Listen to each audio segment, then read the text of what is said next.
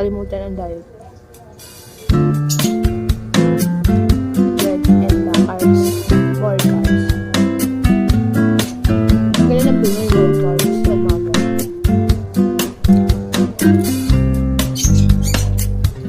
Actually, mag-11 na yun. Ako limlim lang ang panahon.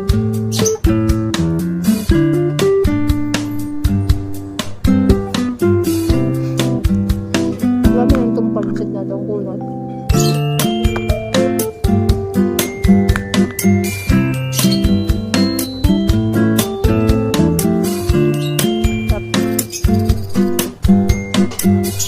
Ay, may birthday. Happy birthday sa my birthday.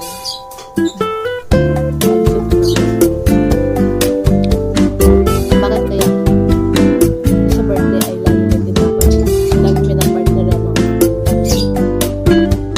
at tinapay. Bakit? Kasi yun ang palaman. Palaman ng pansin.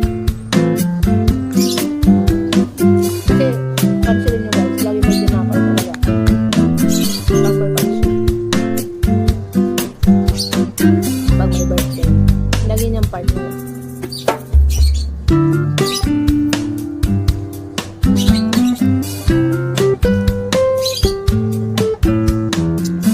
Palaman ko strawberry.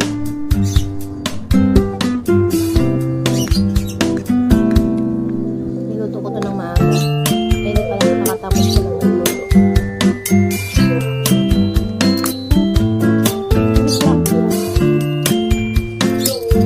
At ang pansit din nawawala ang kikiam. Kikiam is two balls. And ang common na sinasawag sa pansit.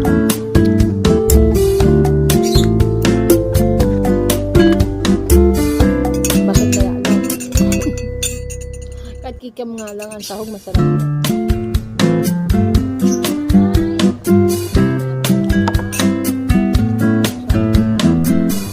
Yun lang, wala akong may vlog. Bakit ang pansit ay laging partner ay tinapay? Yun lang. Yun ang ating content. At bakit ang pansit ay laging may sahog, kikiam o sweet balls?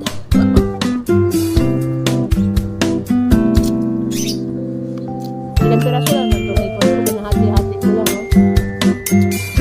Mga 5 piraso lang. At pag nagulod ako ng mga pansit, ay hindi ko tinatanggalan ng balat. Lalo na pag maliliit pa yung hipon. Sayang kasi yung lasa ng balat. Sayang yung lasa ng balat. Ang balat ng hipon, nakakain naman. Huwag lang yung malalaki. Dito kasi malalaki pa yung balat nito. Kaya, I used to eat na laging kasama ang balat at saka ulo. Pandagdag lasa.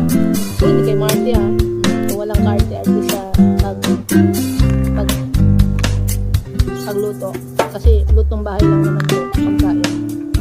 Hindi naman siya patinda. So, I used to isama na lang yung balat.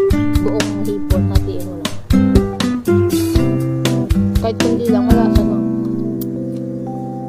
Diba yung ginagawa is pinatanggalan, binabalatan yung hipon. Tapos lagyan ng tubig na mainit. Kasi ang pinaka ayun ang pinaka tawag na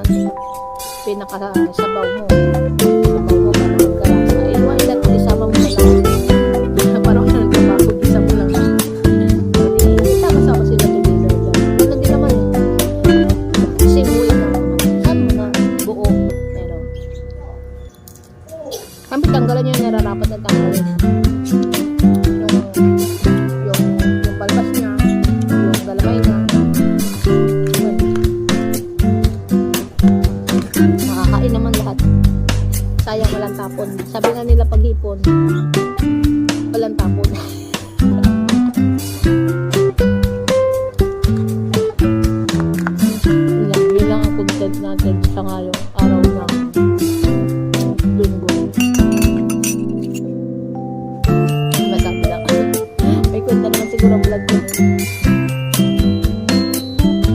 Kasi guys, ang bagong update ngayon ng YouTube ay bawal mag-upload o bawal na mag-content na walang sense, nonsense, walang katuturan, walang walang matutunang aral, so bawal na yun. Wala nang just. So pag-isipan mo talaga yung content mo, i-effort mo. So ito, effort naman to, di ba? This is an effort to it. And why Pansit is always partner with the bread? And the answer is, kung wala kang palaman, kung wala kang ipalaman sa tinapay, ang pansit ang gawin mong palaman. Ayan. Double purpose. Ay, palaman ka na, may pagkain ka pa. Ayun lang guys. Maraming salamat. Sino nakaka-relate sa content na to? Sino gumagawa ng pinapalaman?